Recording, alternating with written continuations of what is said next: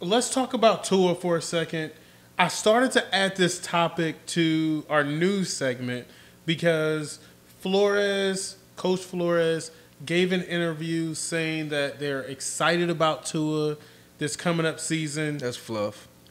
I know, but listen, you guys believe that Miami would be better served in moving Tua and maybe going in a different direction. I'm not going to say the direction that y'all are saying that they should go. I'm going to allow y'all to kind of go through there. I don't think we've ever said that, though. Well, I've never said that. Well, let me say, okay, this may be just a little bit more than fluff. I don't know what's the next level from, facts, and relevant, news to fluff. Yeah. But I think it's a little bit more relevant just because this Miami organization, particularly Flores, they really haven't, come out and just been like, oh, especially him. He's not come out and just said, oh, I love Tua. He's our quarterback. And they, what they did to him last year, I baffles my mind in terms of taking him in and out of games. Yeah. And putting him in a position where he clearly was not ready. And he even said as much that he really didn't have a full understanding of the playbook. Coming off a significant injury, no offseason, new system, and you just and they basically just kind of threw him in there. But you also got to remember that last year when it was obvious to everybody Fitzpatrick gave him the best opportunity to get to the playoffs and be successful, they kept saying after every game, Tua is our starter. I think that came from the front offices and not the head coach. It doesn't matter. It doesn't matter who it came from. What the coach was saying, Flores, every after game press conference, Tua is going to be our starter going next week. So they always were giving him their support as far as him being the guy. They said he was a starter, but he didn't give support in terms of just glowing support. I mean, glowing is that's relative. What I'm saying is the same way they were giving him support last year. What he's saying now is probably on the same wavelength. But I never said Tua wasn't the guy for them. I actually have been a Tua fan since his Alabama days, since even high school when he was in Hawaii. Tua is great. What I've always said was, and you're speaking of Watson, what I've always said was the Dolphins have one of, if not the best, potential package that they can send to the Texans to get Watson. And I know that's one of the teams that has spoken on, or maybe not directly spoken on, but rumors have said have been interested in acquiring Watson's services. If that was to happen, if the Dolphins were to be making a decision between Watson and Tua, I think they would probably take Watson. Oh, I think a lot of teams would probably take Watson, but I don't think they're just trying to get rid of Tua. I don't think I don't think they look down on Tua. They know there's a chance they don't get Watson. It's probably a high chance they don't get Watson. If they don't get Watson, they're going to be left with Tua. Yeah. So you just can't, poison that relationship when nothing's not imminent. They played this situation perfectly.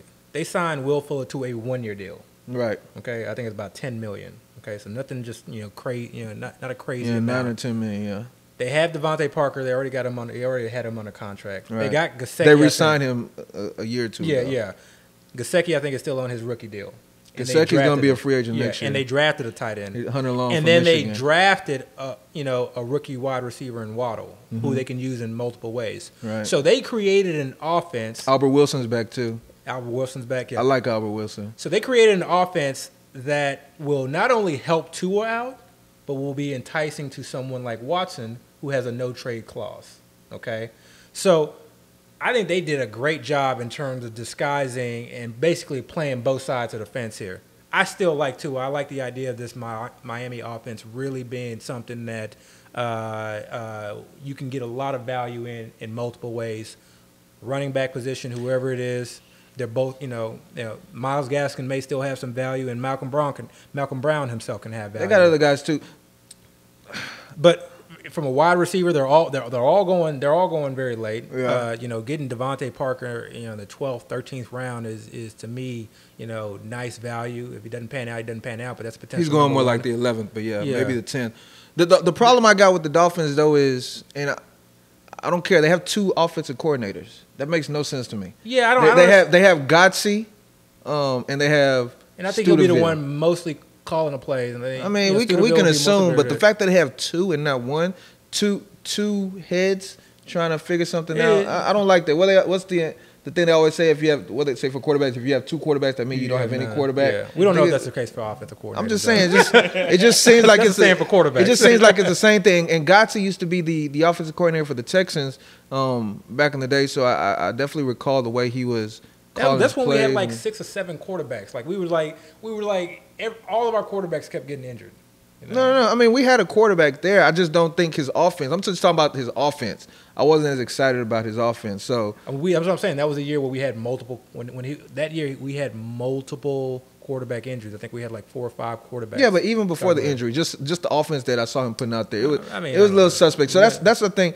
I like Tua. I like the pieces. The Dolphins are set up to be successful, if you ask me. They have a good offensive line that could be well above average, and they have offensive pieces in place. I mean, I don't know if their offensive line is that great, actually. I say the good offensive line, they could be above average. They can. Okay. They put a lot of investments in their offensive line. So and they have an offseason. So to me, their offseason signified that they want to stretch the field, okay, and get Tua looking more downfield, right? Less checkdowns to running backs, and really, I mean, I just think again, given where the Miami Dolphins skill players are going in drafts, it's one of those where I could see there being significant value that doesn't cost you much. It's not going to kill your draft. There's value there. Definitely not going to disagree with that. Yeah.